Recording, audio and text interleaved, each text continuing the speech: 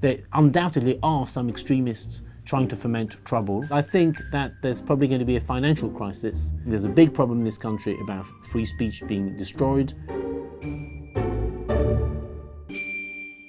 I'm Allister Heath, and I'm responding to some of the excellent reader comments on my latest article on the chaos surrounding Britain's failed illegal immigration policy. We begin this week with a voice note from Andrew McNelis. There's a very clear law that states if someone tries to enter our country illegally, it is a criminal offence. Why are people coming across the channel illegally, entering Britain and breaking the law, not locked up? I think the answer is quite simple. We are a member of the European Convention on Human Rights and have signed up to various UN refugee treaties. Anybody who comes to this country and claims asylum, who says basically that if they had to go back to their original country, they would be at risk, then we have to take that application very seriously and potentially give them asylum here. What I disagree with is the idea that vast numbers of people can just arrive, make various claims, and then in most cases become entitled to stay regardless of whether they are genuinely the sorts of people we should be allowed to stay here. These people need to be selected by us and meet certain criteria. I don't think that the answer is to keep all this business going of people coming in via the channel from a safe country, France. That makes no sense at all. There's no support for it whatsoever, and it comes with major costs. The next question: under the last Conservative government, there were 56,000 migrants living in hotels, and now there are 38,000.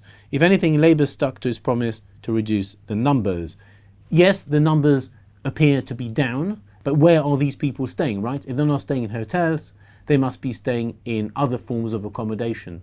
I think that is the problem. The problem is not the hotels per se, and a lot of the current row is about the proximity, the placement of these people in hotels in residential areas. A lot of members of the public are genuinely worried about the potential for security risks, especially towards young girls and children and so on, and we should take these claims seriously, not dismiss them out of hand as if they were inherently some sort of racist prejudice. We need to be very careful here. There undoubtedly are some extremists trying to foment trouble. We've seen that in the past, and we've seen both far left and far right protesters in Essex over the past few days.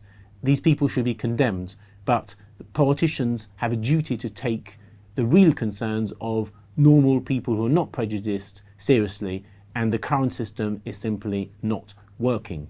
How are we going to get an election when the government has such a huge majority? I hope you're right, but I fear they will cling on to the bitter end. Thank you, Sheila. That question refers to the end of my article where I predict that we are going to probably have an early general election. And why do I say that? Well, I think that there's probably going to be a financial crisis, possibly even requiring something like an IMF bailout as in 1976. That would be a disaster. I don't think the government could survive that.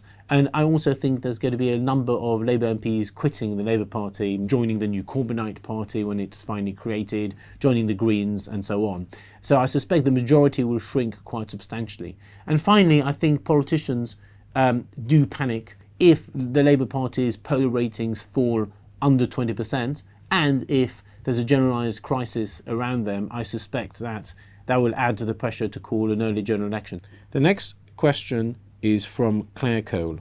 My fear is that widespread disorder will give Starmer the perfect excuse to take extreme measures. Left-wing politicians don't really like democracy. Riots will give this shower the perfect excuse to abandon it. Now, Claire, I don't think this government's going to abandon democracy. And I also am very, very opposed to any form of violence, any form of riots, or any form of anti-democratic activity. But it is also important that the government doesn't end up jailing or prosecuting people who are peaceful protesters. I think there's a big problem in this country about free speech being destroyed. I think we should follow an American model when it comes to free speech. You can say anything you want in America unless it genuinely triggers violence. You know, you can't shout fire in a crowded theatre. That is basically the rule. And I think we should apply that same rule here, and that means that many, many, many of the prosecutions we have seen over the past year would not have happened. That is all we have time for today. Thank you to all our subscribers for your comments. Keep them coming, And as always, we will try and respond to as many of you as possible.